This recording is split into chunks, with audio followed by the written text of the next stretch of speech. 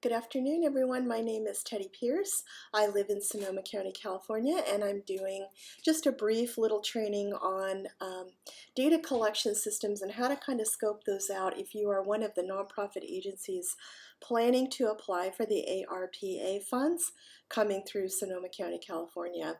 I've attended several of the meet and greet sessions, and I attended the technical assistance session and learned what kind of opportunities are coming available to local nonprofit organizations. I've also received some requests to discuss what kind of data systems new projects might need.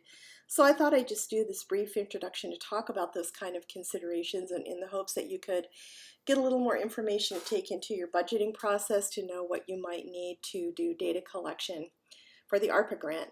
Again, my name is Teddy Pierce. I'm a resident of Sonoma County. I've been in database systems design for companies like Medtronic, Kaiser, the Polyclass Foundation, and commercial real estate firms since 1985. I'm a former homeless management information system administrator for the County of Sonoma, and I now do independent consulting for HUD Continuum of Cares on software procurement, homeless program policy development, and HMIS administrative onboarding. And we also help nonprofits complete software implementation and data collection design. So that's just a little bit about me, and I'm going to go ahead and move on to the next slide. All right, how do we begin to plan for our data systems, and how do we begin to think about those in the scope of putting those into a budget for the ARPA grant? Well, let's talk about this. Let's talk about, first of all, your program size and your budget. Now, you're not going to know really how to budget for technology or data collection platforms until you kind of do some internal thinking about the size and scale of what you want to collect data for. But at the end of the day, when you take this into your grant, you're going to need some idea of the dollars that it's going to cost you to build a data collection system and manage that from here on out. Obviously, nonprofits who are larger, who've been in business for a long time and have mature programs, probably already have data collection systems. But if you're a new nonprofit just starting out, I'm going to give you some ideas for how to decide what to budget for. So always keeping that in mind, your program size and budget, of course, is very important. The next area I'll jump to is data collection considerations. So let's talk about this. How are you going to assign your assessments to collect data for either your internal use, to comply with the RBA, the results-based accountability expectation that the county has for funded grantees? So what are your assessments going to look like, and who is going to design those? I have a couple suggestions that we always do on custom assessments, which is to think about the end, think about what your outcomes need to be at the end of your data collection period, as well as, once you build your assessment, we always do it on hard copy, and we field test those on hard copy before we start to create anything inside of a technology system. What are those data collection processes or workflows going to be like? If, for instance, you are meeting people who are living outside on the streets, they may have been assessed many, many times in different data collection systems depending on what programs they've taken advantage of within Sonoma County or around other areas. So people are not strangers to having data collected. So you want to think about like client engagement in that data collection process as well, and make those processes be as streamlined as possible. Does your agency have a data collection privacy framework so that your clients can be assured that their very secure and private data will not be shared inappropriately, or it will not be open to any kind of breaches as far as like that information? And then a concept that's coming up more recently is data collection equity and democracy. And so you need to think about that too, like who will your users be of the information and the data, and how broad-based and how transparent will your reporting actually be off of this assessment collection. Okay, the next area to consider is what are your reporting requirements, and obviously you are going to have reporting requirements coming up to the county for the results-based accountability framework, but you may have other decision makers that you need to do reports for too. And most likely in a data collection system, it's never one size fits all. So your funders, your other funders may need to know something different. And can you, through your assessment process, wind those same data elements into one assessment, or do you need different assessments, and at what point will those be taken? Who are your other stakeholders? Certainly your agency's board of directors are going to want to know how you're doing with the money, how it's being spent down and how many clients you've seen. And more importantly, that concept of impact, whose life changed because you provided a service. And for each of those reporting requirements, those entities are going to have different report format expectations. They may want to have you fill out a template that they provide, or they may need raw data, and we call it CSV data, that comes out of a spreadsheet for upload into one of their other systems. So these are all areas that need to be considered, and a little bit of planning needs to be done when you're costing out how much things are going to run. And then you get it built or you have it built. Who manages that going forward? So your budget definitely needs to contain some dollars for if you have development costs that are outside your agency's expertise, if you hire a developer, or you buy software, or you buy into a platform subscription service, you've got those costs. You've got maintenance costs, and then you have to have internally at your agency what we call a DBA, or a database administrator, and that should be somebody who's relatively familiar with the concept of relational databases or the management of even good spreadsheet data. Who governs the data at your agency? Well, this needs to probably be a consideration coming out of your board of directors about data governance, and there are very simple ways to talk about who governs the data and what some of the rules are around the collection and storage of data. And finally, who's going to enhance your data system as things move forward? One of the problems with nonprofits is that sometimes when you have staff turnover of that very knowledgeable person who's built a spreadsheet or a small database, who takes that on when they leave? So you need to consider that, whether that's going to be done internally or you're going to retain some outside support. So these are some of the planning elements that you can take a look at. Let's talk about processes and infrastructure within your agency to support the design of your data system. So I'm going to just throw up some terms here on the slide, and let's go over each one of these. These are just considerations that you should be aware of and know how to incorporate into your budget. So first of all, what is a business case? Well, that's your opportunity as an agency to present your service or your idea concept as the best solution to a problem that needs to be solved, or some kind of a client need that needs to be filled. So that's the overall arching why are we doing this kind of question that you should really discuss with your board, your program staff, your executive management, and be very clear about. The second term is use case, and a use case is different from a business case in that a use case is basically, it's a specific workflow that happens within your program, and it states what kind of a task will be done at various points. So a use case might be which staff member assesses a client, when do they assess a client, when does it go into the computer, what is done with the information afterwards. So it's very task-centered and task-oriented. And when I talk about the types of tools you can use for data collection, incorporating use cases kind of needs to come into that consideration. All right, another infrastructure piece is data quality.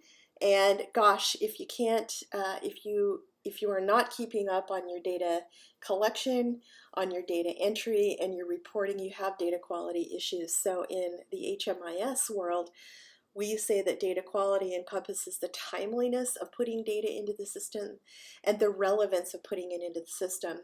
So as an example, in the HMIS, every single HUD element has a response that says the client didn't know the answer, the client refused to answer, or the data simply was not collected. And we have guidelines to keep those responses under 5% for any one data element that we go through. The reason for that, the timeliness and the relevance to the data, is we can't really trust the data if we don't have some quality benchmarking around what you're doing. All right, let's talk about data literacy. This is very near and dear to my heart. And this is defined by Gartner, the research firm, as the ability to read, write, and communicate data in context, including that everyone understands the data sources, how it's put together, the analytical methods, if those exist, and the techniques applied, and the ability to describe the use case application and the resulting value coming out of all these processes. And I'll broaden that and make it a little bit more general for nonprofit agencies to say that I define it as the ability for all stakeholders, including our clients, and of course our clients need to be our #1 stakeholder, and then of course key decision makers, to understand what's being collected, why it's being collected, and how it will be used. So that's very important that everybody know that, and transparency also is a component of data literacy. And then data equity is just, again, that use, the democracy of data. It's kind of a methodological framework that's coming up around the values and actions that provide benefit and reduce any harm to the user of the data, to the person who's having the information collected, and to our general public for public policy and decision making. So those are some things that you should think about too. That not only, I often in my work see people want to jump straight away to what type of software they should buy, but really if you're going to be sustainable, you should kind of look at all of these aspects and incorporate that into some kind of budgeting or resourcing for data collection systems. All right, what are some of these tools that we could use? Well, you're going to probably find this surprising coming out of somebody who's been in data for quite a while, but there are different tools we can use, and I kind of want to talk about a little bit about each one of these bullets on this page. So the first thing is spreadsheets. Of course, everybody in an agency has spreadsheets, right? You can use Excel, or Mac has the Numbers program. You mostly have staff that would generally know how to create spreadsheets, and they can actually be very effective data tracking mechanisms, especially if you're operating on a minimal budget and if you have plans to scale and you need to get something going as soon as possible. So I have no problem with spreadsheets. It's in the management of the spreadsheets that we seem to have some issues. So the big thing about spreadsheets is you should have some really good documented internal controls and processes over your spreadsheets. And that can be as much as a simple policy over the use of the spreadsheet, such as naming conventions, versioning the spreadsheet, where the spreadsheets get stored, which folders on your internal network have access so everyone can see the spreadsheets. You really do need a policy about that. And another area that we see constantly, and is very costly for the clients we work with, is what we call normalization. And normalization really means that the data element that's in a column, or a tuple as they call it, remains consistent for every single record in a row of a spreadsheet. So I've seen spreadsheets where the date of birth field would have somebody's street address typed in there, or a telephone number. And this often happens because the spreadsheet has not been locked in certain areas or validated in certain areas to only accept data types. But what happens then if you decide to scale at a later time and you want to go into a software platform or a CRMS, is that there's a lot of data cleaning and alignment that needs to be done. So it's best when you do build spreadsheets for this type of tracking to make sure that the sheet data is validated, that you've got some drop-down lists so people can only choose certain values. You don't have 5, 10 spreadsheets going, and you always have a record ID or a case number for a person's name on that one spreadsheet, so that you can provide a unique identifier for linking some related fields later on down the line. Other than that, I think spreadsheets are a good way to go, but you really just need to have some best practices around them. So what's a desktop database? This is kind of really a love of mine. We were FileMaker developers in Sonoma County for many years, and so desktop databases include programs like FileMaker Pro and Access, and there are other desktop class databases. These are very cost-effective systems. They are extremely flexible platforms, and they allow just even people who aren't very knowledgeable about database systems to create custom fields and applications. They can be used for desktop computers or mobile apps, and they make use, and they basically, by creating field types in these types of databases, they do that normalizing on your behalf. So you don't need to be thinking very deeply about, if I structure a field to be a number field and I try to put text in it, it's not going to allow that kind of information to come in, whereas a spreadsheet, unless it's put together very well, would allow you to do that. Desktop databases generally go in organizations between, let's say, 10 to 50 employees. And, the cost, like I think FileMaker Pro is around $600 right now for a FileMaker Pro copy. And in those cases, people might fill out hard copy assessments and come in, and one data entry person can enter those into the database, or you can buy 2 or 3 licenses to kind of scale that throughout your office. Again, they're extremely flexible and cost effective. And you can actually set those up so that at a later time, if your program or your agency comes up with the funds to go into a full-blown software app or a CRMS, you can export that normalized data out of the spreadsheet, and it comes out just ready to go up into the larger solution. So I'm really a fan of desktop class databases and recommend their use. In fact, I use FileMaker still to support almost all of the HMIS cloud work that I do for other clients. All right, so what's a CRMS? Well, that's an interesting one because I know that people have used CRMSs, and generally Salesforce comes to mind most generally. But just keep in mind that a CMRS, the core use of a CRMS is its uses for tracking clients and people like donors and your marketing efforts. So the overarching goal is really to strengthen relationships with these clients. So in that way, it's not really a programmatic system. It could be built out to do that, and I know there are several modules coming out to do that. But CRMs are very critical of small business assets. And again, they do those relationships. So the two that come to my mind are Salesforce, and I use a product called SoCo because they have a CRM module as well.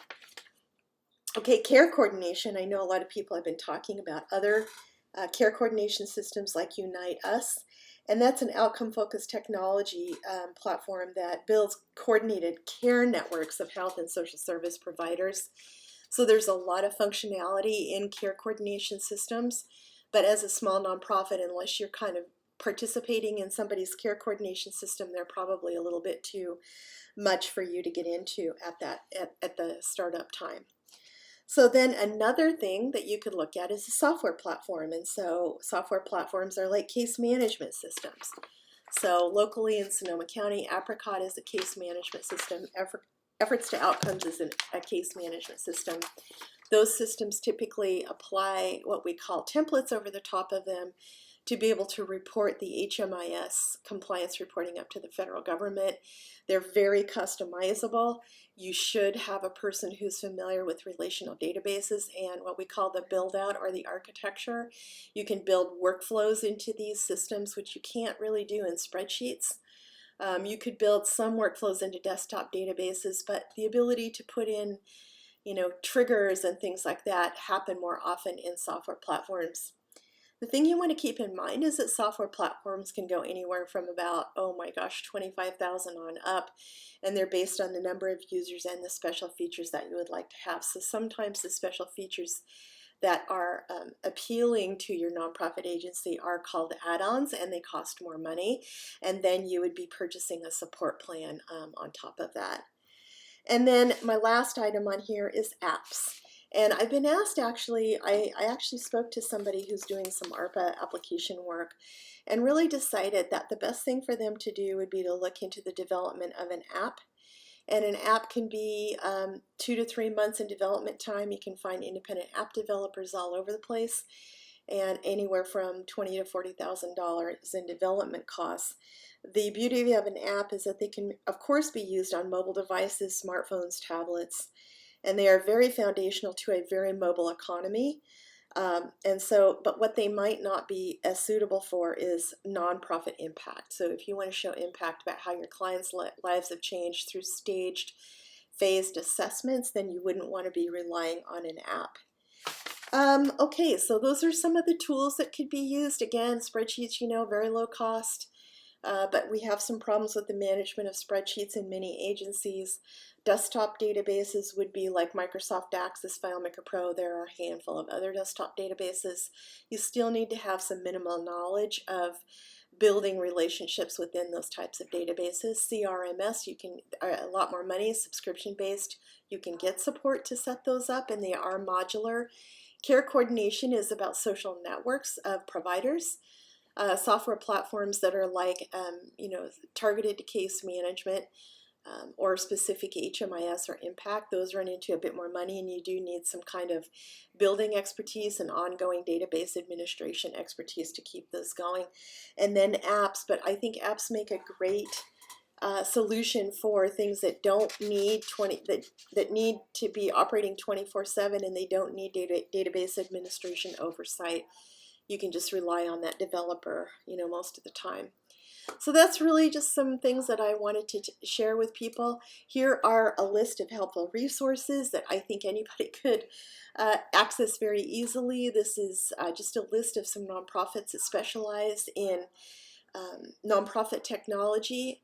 The first link, what types of data should my nonprofit collect, is just a great blog. I think that's very comprehensive, done by the PND and TechSoup. It was a collaborative blog, just an interesting read.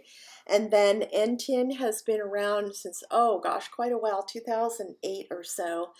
Nonprofit Technology Network and Enterprise Network, and they do products training and peer resources. They have a Tech for Good community. You can get a daily blog. You can post questions up there all the time. They also attract quite a few developers, so you might meet developers for custom solutions up there. Then TechSoup, people are probably pretty familiar with. It's a nonprofit that uses technology to expand the impact of other nonprofits. And they, they have products and they have training and they have some services too. I know that a lot of people have purchased software that's a little bit less expensive because it's either being retired or it's a little bit older versioning of software. TechBridge.org is another place that works on a pillar structure to support organizations on 4 pillars for hunger relief, homeless support, social justice, and workforce development. And they talk a lot about structuring your technology. And then Udemy really isn't like in the same class as these other organizations, but I find it very helpful as an online learning system when you're trying to just pick up a certain skill, like how to do better spreadsheets or change management or how to build simple databases or learn basic SQL coding. So those are really helpful resources that I've come across. And the last thing that I'll say on this little video is that if you have any specific questions about how you're planning to build a data structure within your organization, if you don't have one, or you just would like some advice about how to change one, you can certainly go up to my website and put a request info in. And if there's enough interest, we could talk about maybe like a spreadsheet workshop, going down the road about how to really talk about data fields and data elements and what type of assessment data to collect. So I hope this is helpful to everybody, and good luck with your ARPA application.